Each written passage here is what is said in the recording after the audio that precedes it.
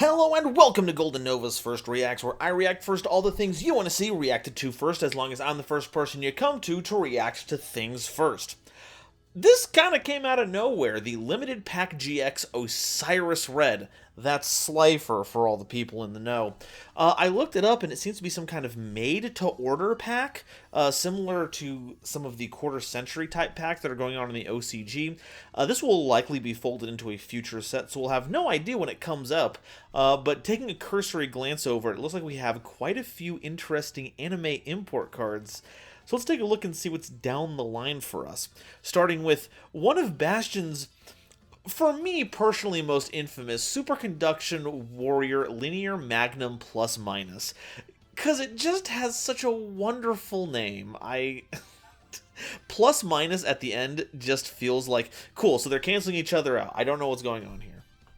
That's a lie. If it comes with magnets. I'm not going to get too bogged into all of this. I'm going to get stuck in a how do magnets work recursive loop forever if I keep talking about it instead of the fact that it's an Earth Rock monster with 2700 attack and 1300 defense. It cannot be normal summoned or set, and must first be special summoned from your hand by sending 2 Magnet Warrior monsters whose original levels is 4 or lower from your hand to deck and or face up on the field to the graveyard. Okay, I had doubted myself that this was Magnet Warrior related, but it is in fact Magnet Warrior related.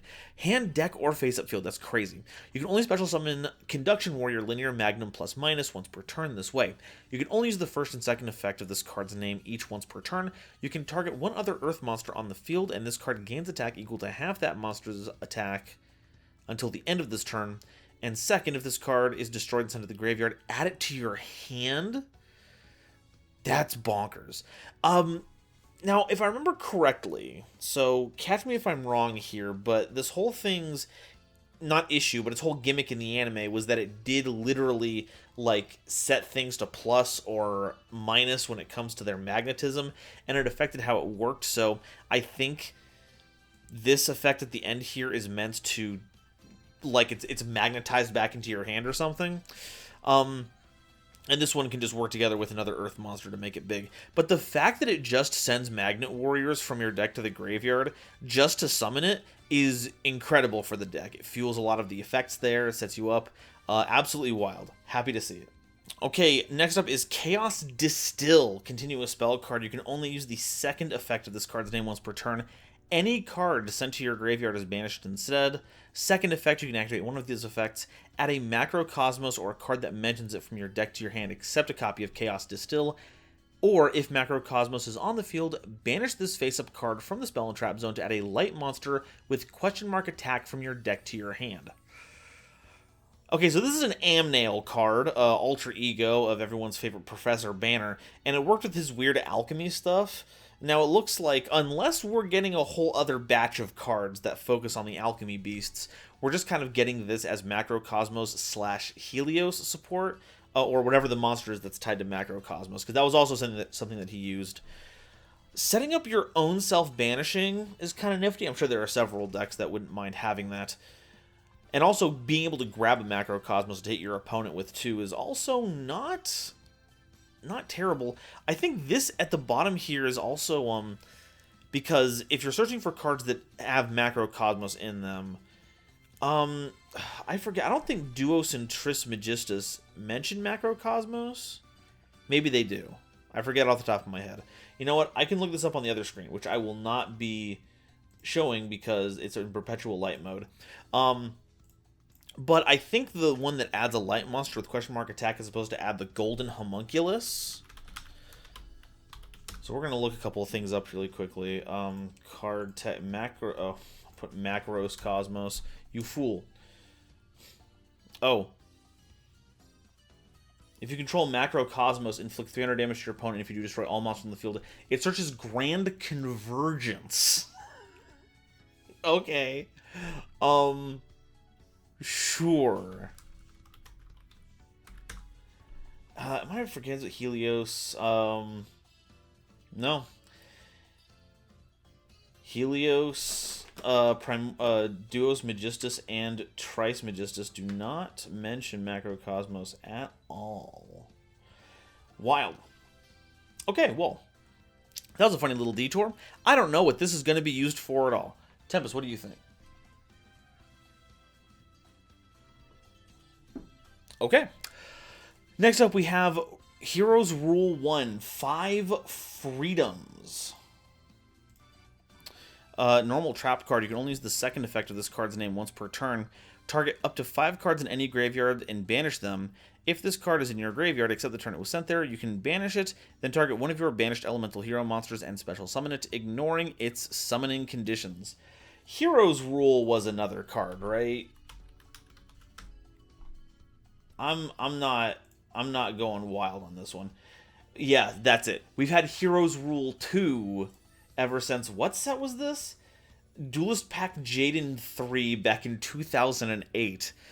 Man, these are some ancient texts that we're bringing back from the void. So what? It's graveyard hate, and because you can banish one of your own elemental heroes, it kind of sets up its own summon. That's not bad. Like, it ignores summoning conditions, which does help get your properly summoned elemental heroes back onto the board if they've already been destroyed.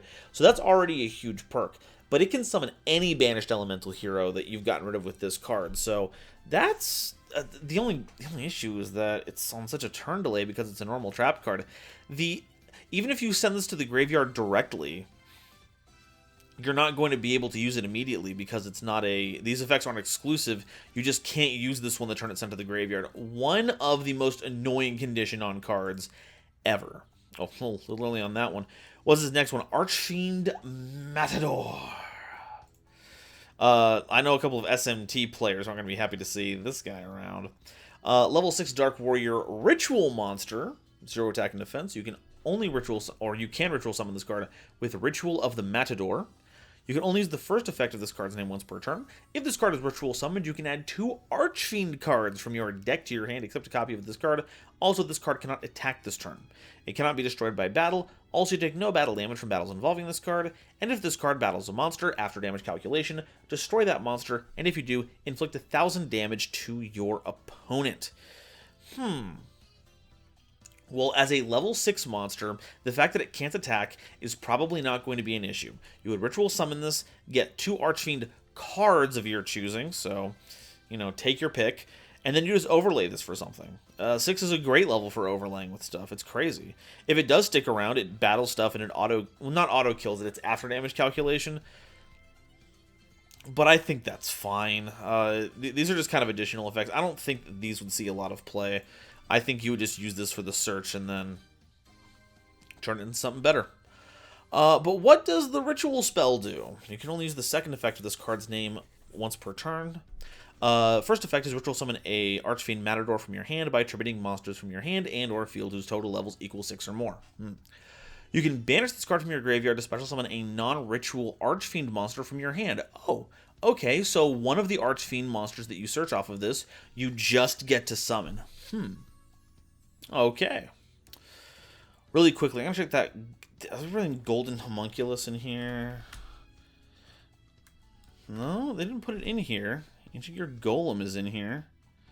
Was I right about the things that Distill can search? This is a personal thing. Hold on. Just a moment. Golden Homunculus. Oh no, Golden Homunculus actually does have an attack stat. Well, that one's on me. Question mark attack light monster. Is it really just here to search Helios with that other effect? There's no way. Can you even search monsters with question mark attack on this? You absolutely can. Okay, cool. You just put question mark, question mark. Okay, so you can add a light monster with question mark attack from deck to your hand. There are currently several options for this, including Arcana Triumph Joker currently. Cyber Eltanen you can search out with this. Fortune Lady Light. It does search all 3 of Helios, Primordial Sun, Duo Magistus, and Trismegistus. A bunch of extra deck monsters that we cannot search out. It gets you the Calculator! It gets you Winged Karibo level 9. That's obviously the pick here. That's obviously what it's trying to get for us. Yeah.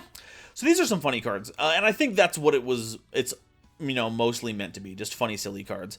I think Conduction Warrior Linear Magnum plus minus is going to be Big upgrade for the deck. I don't think anything is going to put Magnet Warriors into competitive contention, but out of all of them, they are the biggest winners out of all of this. Amazing card art, absolutely bonkers effect.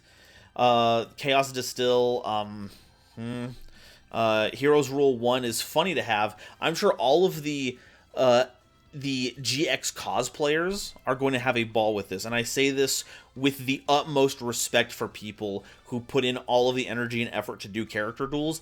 That stuff is really good. It's harder than you think it is. I've seen a lot of people attempt to do it, and most of the time it devolves into people feeling too self-conscious to commit to the bit. If you are a person who has built your Elemental Hero Jaden deck and you go whole hog with the character, I salute you. That's difficult to pull off. The Archfiend Matador, I'm not entirely sure, because you can pre-prep this. They mention each other. You can pre-prep it, you can regular prep of rights it. Get this ritual summoned out, you get any 2 Archfiend cards, you get to summon one of them for free.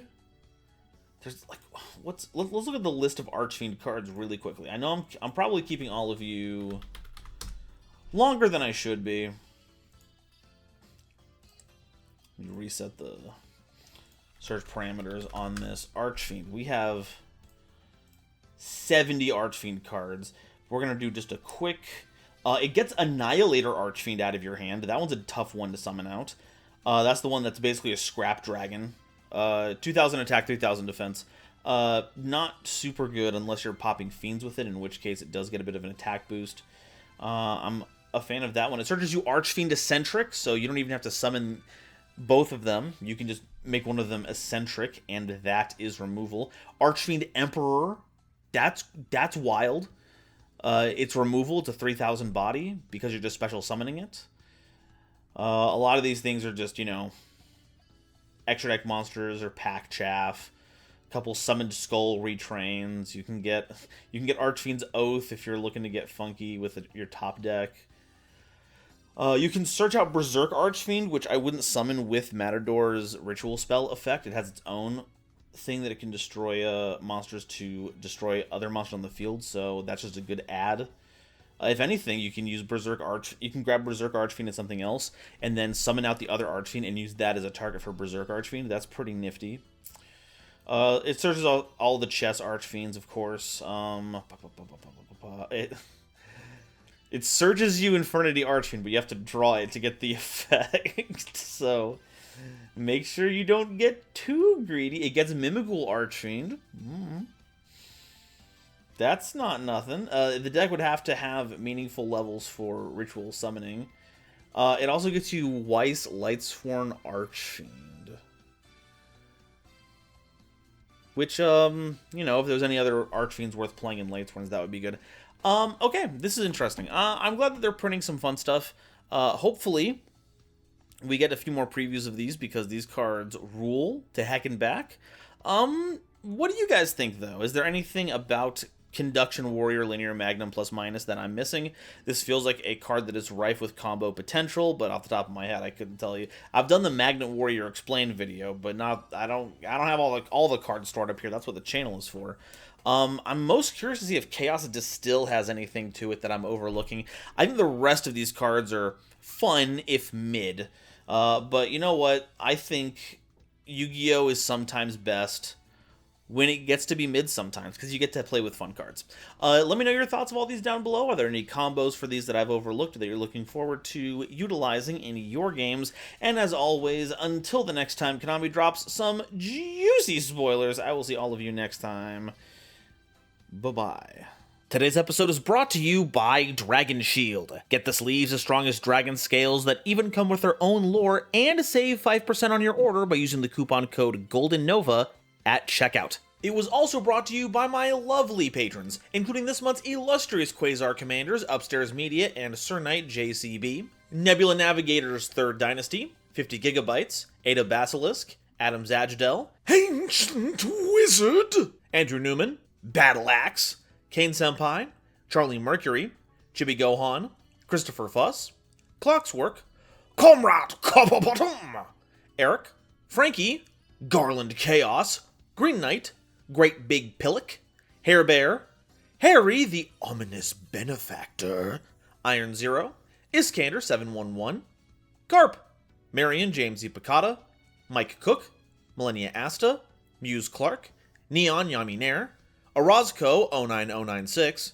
Panther J, Pat Poos, Rank 10 Trains, Rebel King Lucifer, Red Eyes Jackalow, RJ the Jank Monarch, Sonic 21 Blast, The Critic of Innocence, Thievery Coast, and the Wizard Moose, Cosmic Crusaders Ally Vatnia, Animasta, Anthrak, A Random Pup, Baden Von Titty Sprinkles, Beluga Masta, Blitzwolf, Chaz Ghost, Chibi Gohan, again, Christopher Fuss, again, Chris B, Cool Trainer Dark, Dante Lawson, Dr. Entity RIP, Eki Bullock, Eva Padilla, Herbal D, Kale the Dragon, Lobomaru02, Manga Pages, Martin Moore 2468, Natiel Lee Alexander, Nitromo, Not Al Gore, Nyx, Obsidian, Pombo, Rhyme Kairos, Shwenny, Shizuka Nijimura, Sophie, apparently, Sphilia, Stephen Williamson, The Legendary Raven, The Phantom Knights of Shitted Pants, The Queen of Time, The Gene, Tiger X2476, Tristan O'Meara, Zeldrucka and Zero De Nova, as well as the lovely Starlight Explorers you see on screen now. If you'd like to help me in my journey to cover all of Yu-Gi-Oh's archetypes, get my videos early, be a part of these credits and other awesome perks, it would mean the world to me if you would check out the link to my Patreon in the description or consider joining as a YouTube member.